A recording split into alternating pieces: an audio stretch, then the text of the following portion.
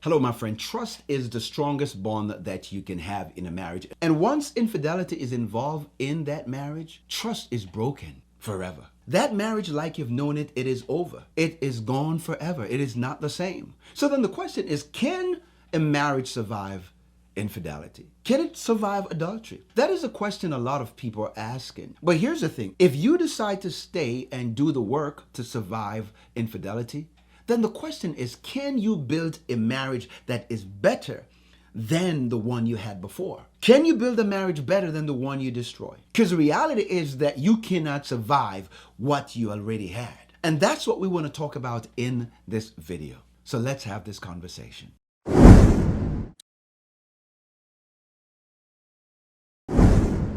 Hello, my friends. Welcome again. I am Doran, and this is Not Easily Broken. It is devastating when a spouse discovers that their partner has been unfaithful. It is very difficult. It affects every aspect of their life.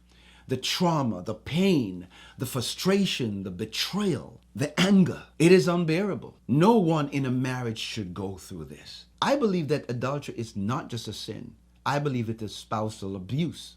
I do. We tell couples all the time not to put themselves in a situation where they have to compromise their character and their integrity because of lust, because of sexual desire, because of pride, because of selfishness. Lust is very selfish. Lust is self-seeking. The truth is your marriage may not recover from it. When infidelity happens in a marriage, your life and your marriage, it is changed forever. You know, just like any life-changing situation that happens to you, whether it is a death in your family or maybe you have gone through serious illness, these type of situation change your life. It alter your life forever. Life still goes on. Yes, it does. But it is not the same. You have to create a new normal. The same can be said when infidelity happens. It changed your life, it changed your family, it changed your outlook and love and relationship. It changed the way you look at your spouse forever.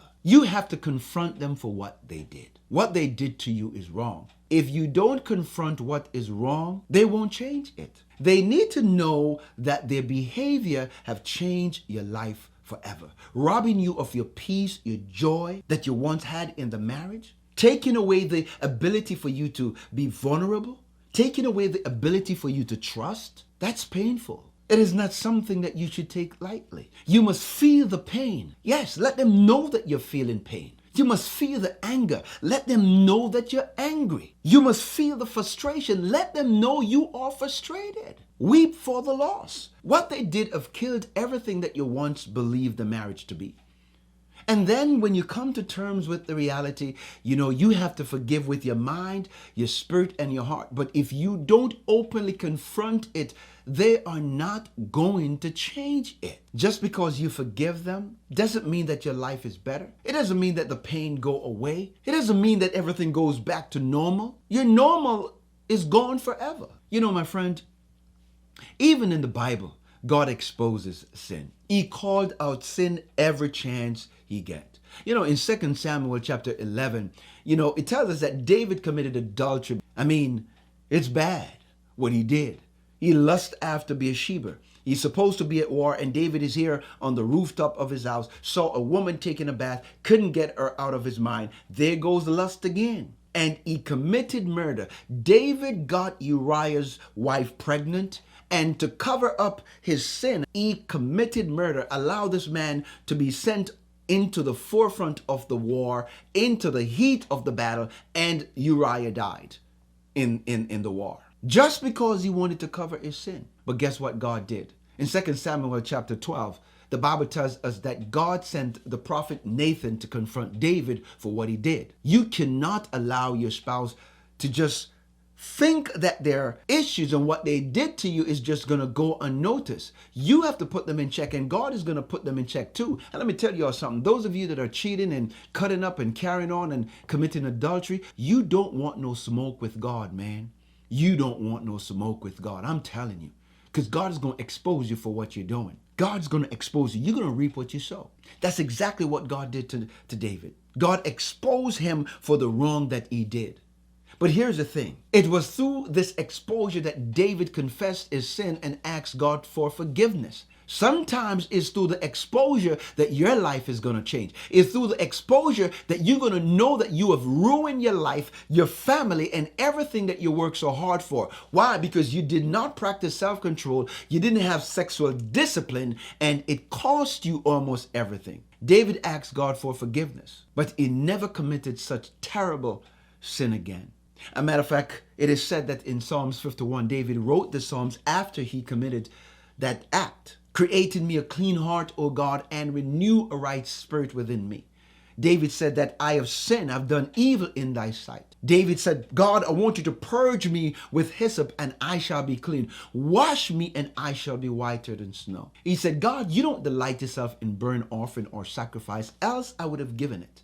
But he said, God, a broken and a contrite heart you will no wise cast aside.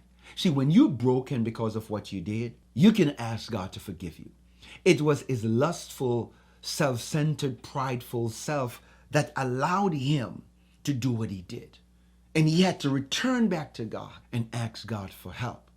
If you or your spouse committed adultery, you have to change your ways and your doing. If you or your spouse is a serial cheater, then this video is not for you. This is not going to help him. It's not going to help her. It's going to take a miracle for them to really change. It's going to take them seeing a sex therapist to fix those problems, those trauma of their past. This video is for those of you that are not constantly practicing that type of behavior. And you found out that you made a big mistake and you want to rectify that. And if your spouse decides to give this marriage a chance, you have to do the right thing. Number 3, can a marriage survive?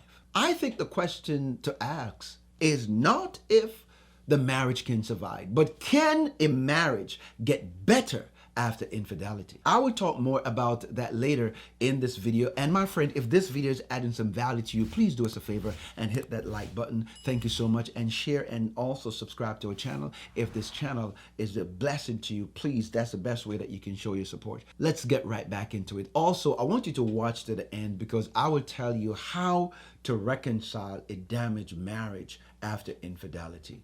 Now, after infidelity, what you have is already damaged. What you have is brokenness. What you have left is fear, you have doubt, you have frustration. I mean, you can't work with that. You had a good marriage and infidelity robbed you of it. What you have cannot possibly be good enough anymore. It can't be. We will talk about how things can change for the better, but I want to focus this part of the video on something that is key to the recovery of a broken marriage. And that is number 4, infidelity is the symptom. Infidelity is the symptom of something greater.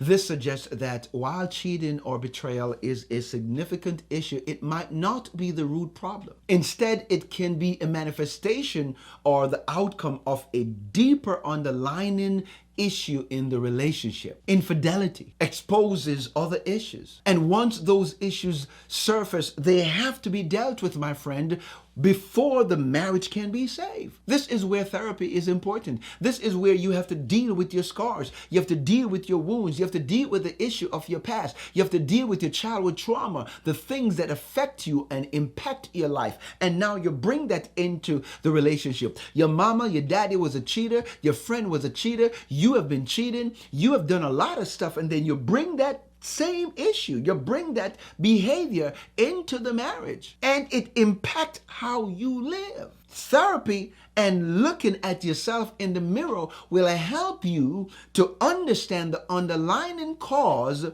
for this behavior. I mean, y'all are ruining other people's lives. If you know you can't stay faithful in a marriage, what are you doing getting married?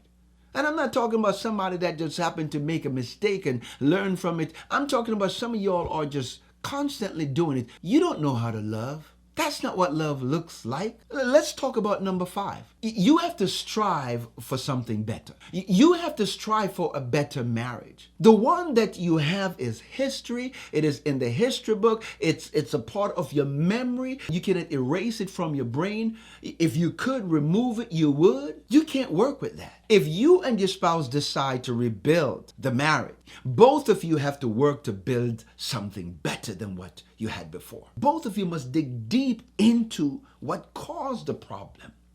Get to the bottom of it. You cannot survive what you had. Don't ask them to continue. Ask for them to create something better. That same personality and behavior that got them in this mess cannot be what take you where you want to go. You have to bury that cheating and lying and manipulative person. You have got to get rid of that mentality. You have to get rid of that personality. And you have to become a better version of yourself. You must get on a journey of renewing your mind and your spirit. You have to practice self-discipline. You have to practice self-control. And you have to practice sexual discipline. Let me tell you something. A better marriage is on the other side of discipline. A better you is on the other side of discipline. You've got to be disciplined, my friend. The Bible tells us not to be conformed to this world, but be it transformed by the renewing of your mind. It is a mind thing. You must change the way you think. And if you change the way you think, you will change the way you live. It's about learning from those mistakes and building something better than what you had before. Only a fool will think that they can keep on doing the same thing and making the same mistake over and over again and think your spouse is dumb enough to stay with you. That's not what a kingdom godly marriage looks like. That's a nightmare. And you are causing nightmare to another person. And you need to stop. And it brings me to the final point, and that is reconciliation. Reconciliation is important if this marriage is going to survive. Reconciliation comes after forgiveness, and it is the process of restoring a broken marriage, a broken relationship. Reconciliation is a major step in relational repair after betrayal happens. To reconcile, trust must be rebuilt by establishing new trustworthy behavior. That old non-trustworthy behavior must be detoxified. You got to get rid of it. You can't be that way anymore. You have to dig deep into God. You have to change your ways. You have to develop your spiritual relationship with God. You have to get your vertical relationship right. The God to man, the man to God relationship. In your marriage, you have caused wounds and you have caused pain and problems and anguish and frustration and loneliness and bitterness, resentment. You have to own it. And you have to say to your spouse, I've made a big mistake. I've done wrong. And if they decide to go through the journey with you, then both of you guys have to lock horns together. You have to seek the face of God. You have to get individual, and you have to also get couple therapy and work on this together. You have to admit that you ruined a good thing, and you can't sit back and let it continue. And if your spouse decide that they're going to go through this journey with you, then it's going to be a journey that is not easy. But it will be worth it if the two of you guys can reset the relationship, not continue, but you're going to start over with God. You're going to start over with building a better you. You're going to start over with transforming your life. You're going to start over by laying aside all the weight and the sin that so easily beset you, and you're going to run this race.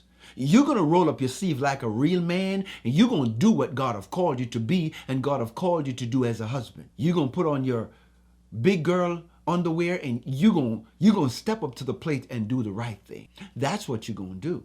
But here's what you're not going to do. You're not going to make excuses. You're going to make a decision to do right. You're going to make a decision to be holy and righteous. You're going to make a decision to live a lifestyle that is pleasing in the sight of God. You're going to make a 180 turn, and you're going to say, I'm going in the right direction this time. I'm going to trust God. I'm going to trust my spouse. I'm going to trust myself to be the best that I can be. And that's it, my friend. I hope and trust that this video was a blessing to you. If you're going through this, I pray for you. I pray God's blessing on your life. I pray that you will take time to process everything and figure out where you are, where you need to go, how you're going to get there. It's not easy. But with God, all things are possible if you do trust and believe.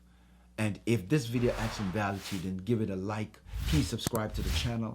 If you have not hit that subscribe button, it's time to do so. Thank you so much for watching. May God continue to bless you, and I cannot wait to see you in the next one.